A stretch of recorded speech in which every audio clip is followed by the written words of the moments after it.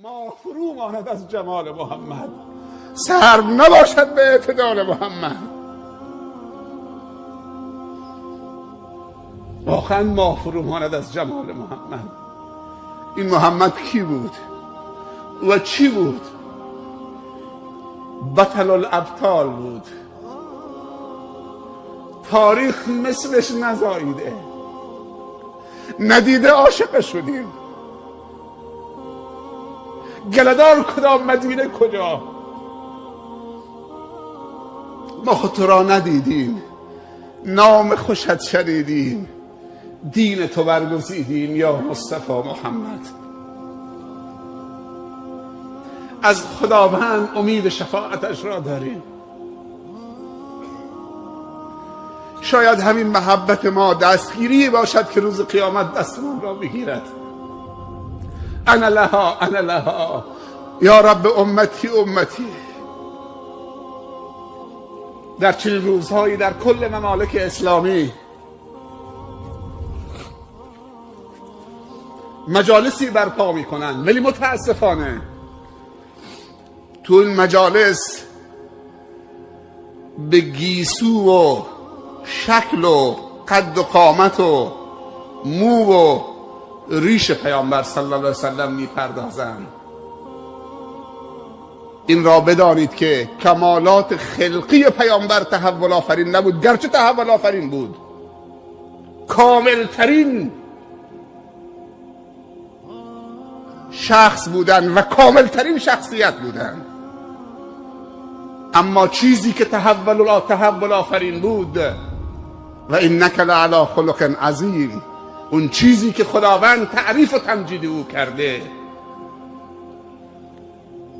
اون اخلاق عظیم تحول عظیم آفرید. تو مراسم مولودخوانی و برزنجی میگوید رنگ چشم محمد اینطور بود صلی الله علیه و سلم، رنگ موی پیامبر اینطور بود صلی الله علیه و سلم، محمد اینطوری به دنیا آمد صلی الله علیه و سلم، بین کتفش این اندازه بود صلی الله علیه و سلم، ریشش سینه هاشو پوشنده بود صلی الله علیه و سلم، رنگ پوستش اینطوری بود صلی الله علیه و سلم. بعدم حلوایی میخورن و بلند میشن که حق پیامبر رو ادا کردیم در ماه ربیع الاول. این حق پیامبره. قبل از بعثتش مشرکین عرب، مخالفینش، معاندینش، این شخصیت رو به 5 تا صفت معرفی کرده بودن: محمد امین، محمد طاهر، محمد صادق، محمد حکیم عاقل، یعنی محمد رحیم مهربان.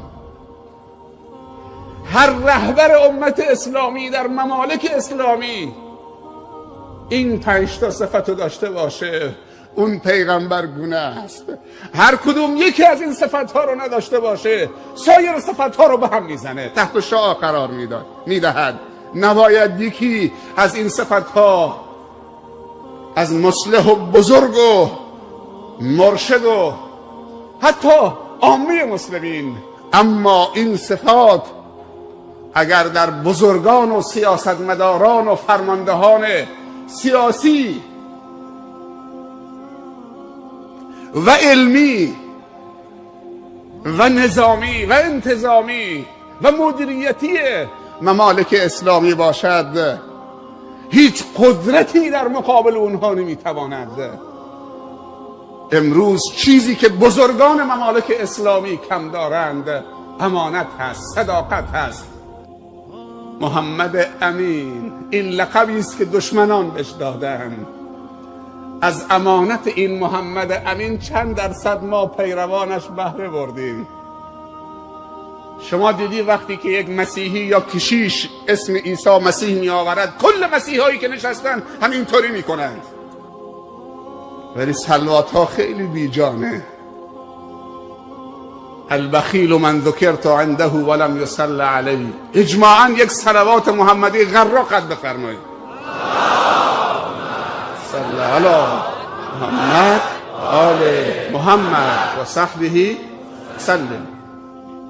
محمد امین، امشب برو خونه به خودت نمره بده، چند درصد سهم تو از امانت محمد شده صلی الله علیه و سلم؟ چند درصد تو بهره بردی از این صفت؟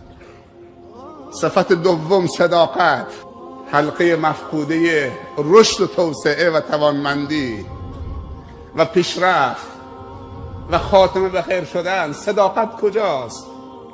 نماز جنازه رو صداقت خوندن، دفنش کردن. از صداقت محمد صلی الله علیه وسلم چند درصد، چقدر سهم و بهره من و تو شده؟ محمد طاهر، یا محمد، چه چیزی تو را وادار کرده خدایان ما را و معتقدات ما را در جزیره العرب که از آبا و اجداد به ارث بردیم زیر سوال ببرید؟ کمبود پست و مقام دارید، تو را رئیس مکه میکنیم، ام القرای عرب. کمبود مال داری، یتیم بودی، فقیر بودی، تو را جمع میکنیم، مال و اموال تو را غنی ترین میکنیم. کمبود شهوت دارید، زن دارید، زیباترین و جذابترین و جوانترین و کم سن و سالترین دختران عرب را به تو میدهیم، دست از این کار بکش. درست ما جمال یوسف مثال میزنیم، اما مهر محمد چیزی دیگه هست. جمال یوسف مثال میزنیم علیه السلام، اما مهر محمد صلی الله علیه وسلم یه چیز دیگه است. اشرف رسوله و اشرف اولوالعزم رسوله. جبرائیل هم دست ادب بسته، جای رسیده که جبرائیل نرفته. جبرائیل فقط 7 معراج از 10 تا معراج رفت، 3 تای باقی مانده تنهایی رفت. به سدرة المنتهی و مقام قلم و عرش خدا به تنهایی رفت.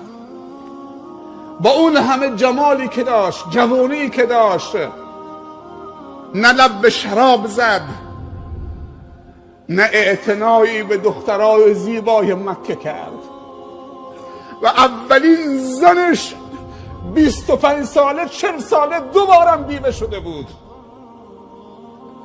ام المؤمنین خدیجه، ام الاشراف.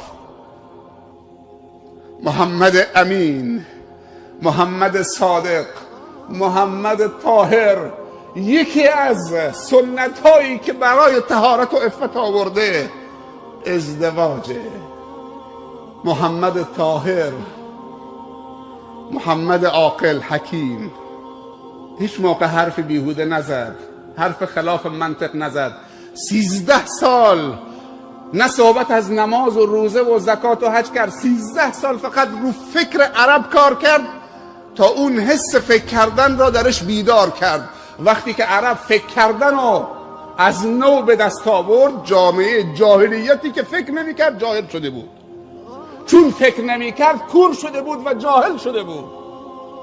خدمتی که رسول الله صلی الله علیه وسلم به عرب کرد و جاهلیت عرب، فکر حس فکر کردن رو در اونها 13 سال بیدار کرد.